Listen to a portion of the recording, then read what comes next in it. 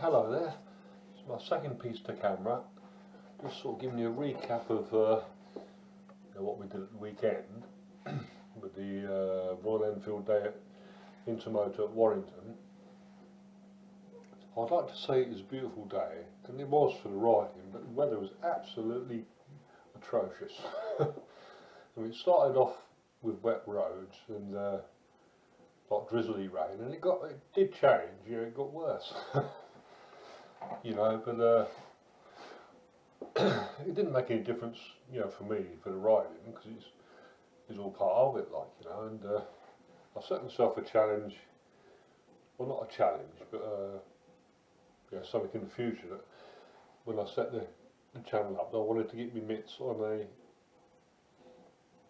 a 650. No, I've got to do that again.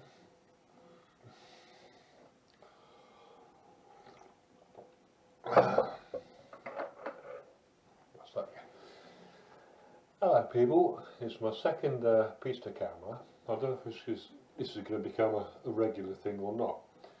Obviously, I did a lot of riding at the weekend with the Royal Enfield day at In2moto in Warrington, and they were brilliant to me.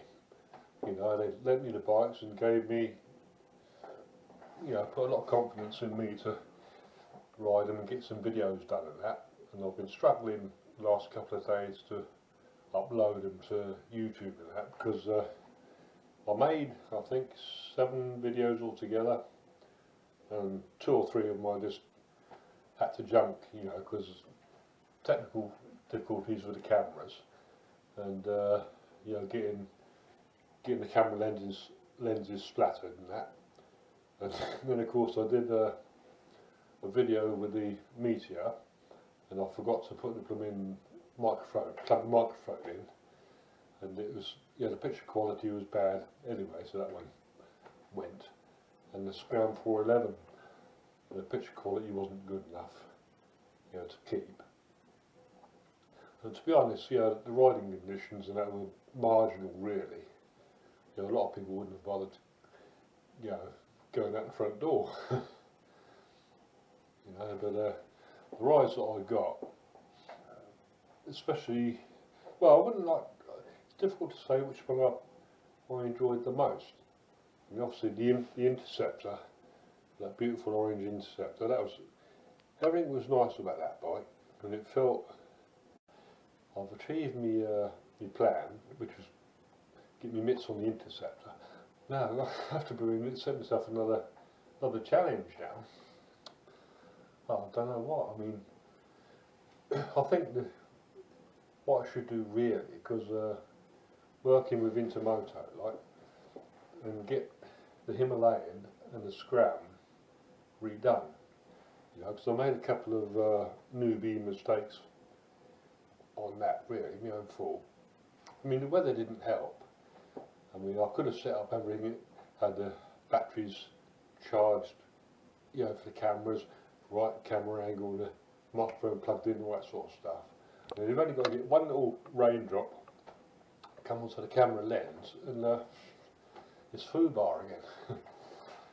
But if I can get the Hemi and the Scram again, and give them a bit of justice, make sure that when I finish on one of them, after about half an hour, because that's the time you're given, then I can make sure the cameras are properly clean, change batteries and all the rest of it.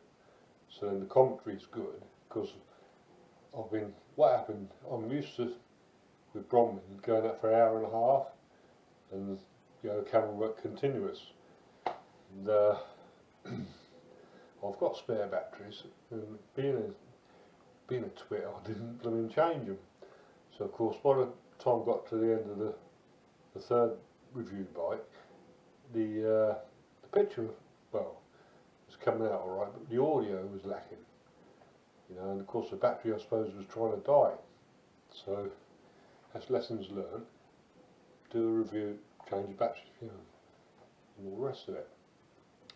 But anyway, I hope you liked the videos, and I'm keeping you all happy. and I'll see where we go from there. Anyway, bye for now.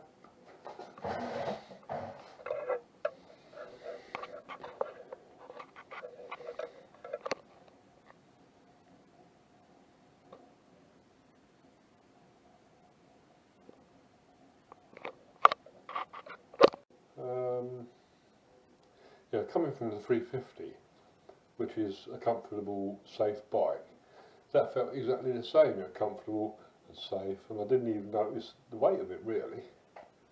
I got so used to throwing Bronwyn about, like, and the power, the power difference and the way it picks up, oh, that's nice. The only thing that let it down a little bit was it was a bit quiet. Wasn't much really bite coming out of the exhausts. I know a lot of people change the exhaust on the Interceptor, because there's so many different parts you can buy for it. So, so many different upgrades in that. Hitchcock's do a lot of stuff for them. But as soon as I got onto the Continental GT, that was a different kettle of fish altogether. I mean, it felt right, and I absolutely fell in love with that machine. And the power, coming off the roundabouts and picking it up, it was silky smooth, and oh, yeah. If I had room in the shed, if I had money, no, but I had to give it back in the end.